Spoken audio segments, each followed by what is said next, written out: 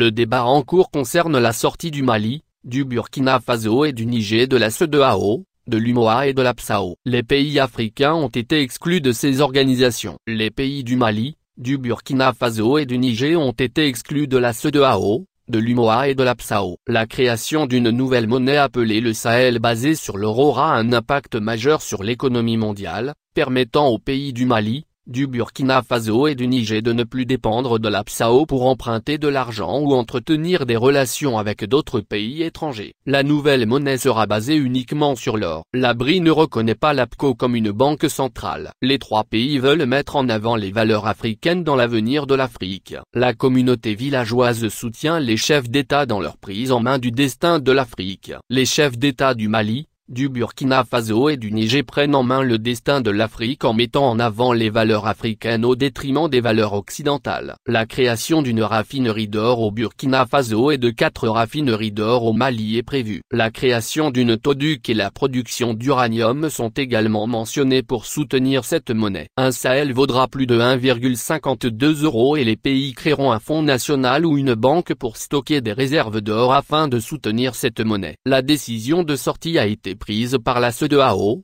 l'UMOA et l'APSAO, et non par les pays eux-mêmes. Les pays se défendent contre une menace croissante dans la région ouest africaine. Le 16 septembre dernier, le Mali, le Niger et le Burkina Faso ont signé la charte du Liptako Gourma instituant ainsi une nouvelle alliance entre ces trois États du Sahel. En plus de partager la même zone géographique du Sahel, les trois États voisins sont non seulement dirigés par des militaires, mais font face à la même menace des groupes djihadistes. C'est ainsi que le Mali, le Burkina Faso et le Niger décident de mutualiser leurs forces afin de faire face aux défis qu'ils partagent. Le Liptako Gourma est à cheval entre trois pays, à savoir le Burkina Faso, le Mali et le Niger. Dans sa forme actuelle, je pense qu'il couvre une superficie de 370 km², un espace économique qui dispose d'énormes potentialités agro-pastorales et minières, affirme Ousmane Amirou Diko, émir du Liptako joint par la BBC. Il dirige un émirat traditionnel situé au nord-est du Burkina Faso et fondé vers les années 1809-1810. La région Liptako est depuis quelques années en proie à l'insécurité du fait de la présence de groupes armés. La région correspond par ailleurs à la zone des trois frontières qui échappe toujours au contrôle des États centraux. La population étant isolée,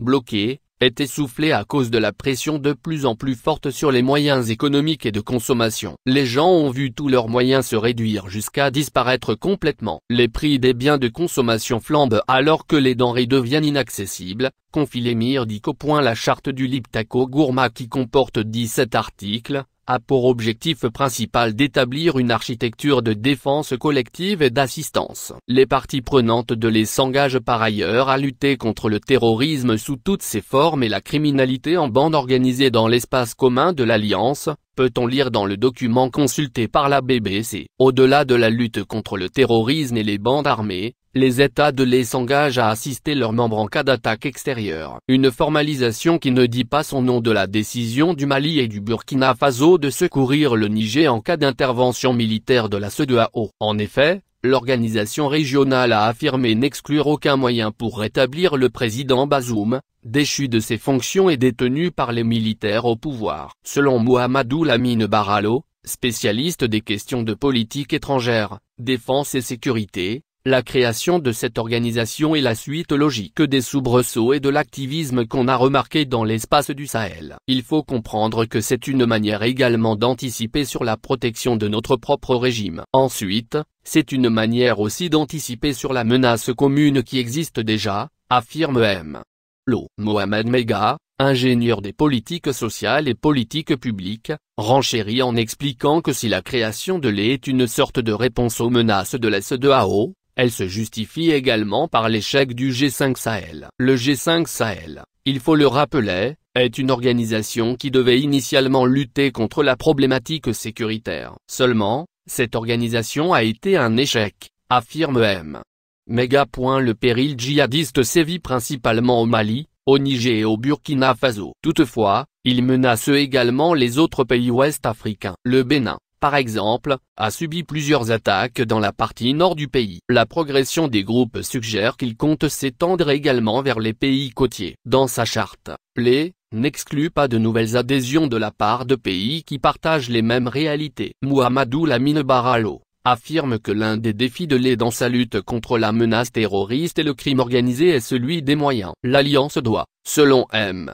Lo, renforcer ses capacités militaires afin de faire face à ces menaces hybrides. Ce qui est le plus important pour un État au Sahel, c'est de disposer d'un appui aérien, mais ensuite d'un appui en renseignement, poursuit Mohamedou Lamine Bara Lo. De son côté, Mohamed Mega rajoute l'aspect financier qui est également fondamental pour la pérennité même de l'E. Est-ce que ces États vont finalement pouvoir mobiliser ensemble, mutualiser leurs ressources et faire face à la situation pour faire en sorte que cette organisation résiste et ne meure pas, sachant que les soutiens, il n'y en a pas beaucoup, s'interroge M. Mega.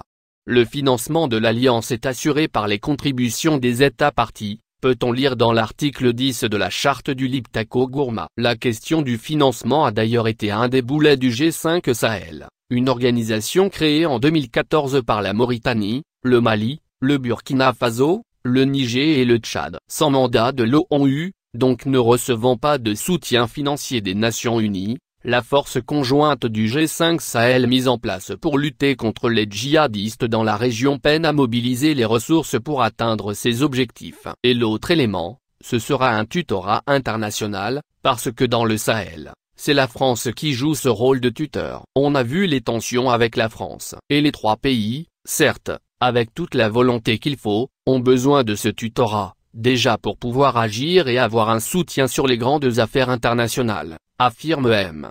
Lo. Selon les deux spécialistes contactés par la BBC, l'E a effectivement des chances de survivre. Néanmoins, Mohamedou Lamine Bara Lo rappelle qu'il ne faudrait pas surestimer ses capacités ou son potentiel. Elle a des chances de survivre parce qu'il y a des intérêts réels présents qui peuvent pousser à sa réussite, ajoute-t-il. Pour lui, le contexte impose une mutualisation des forces des trois pays membres. Cependant, M.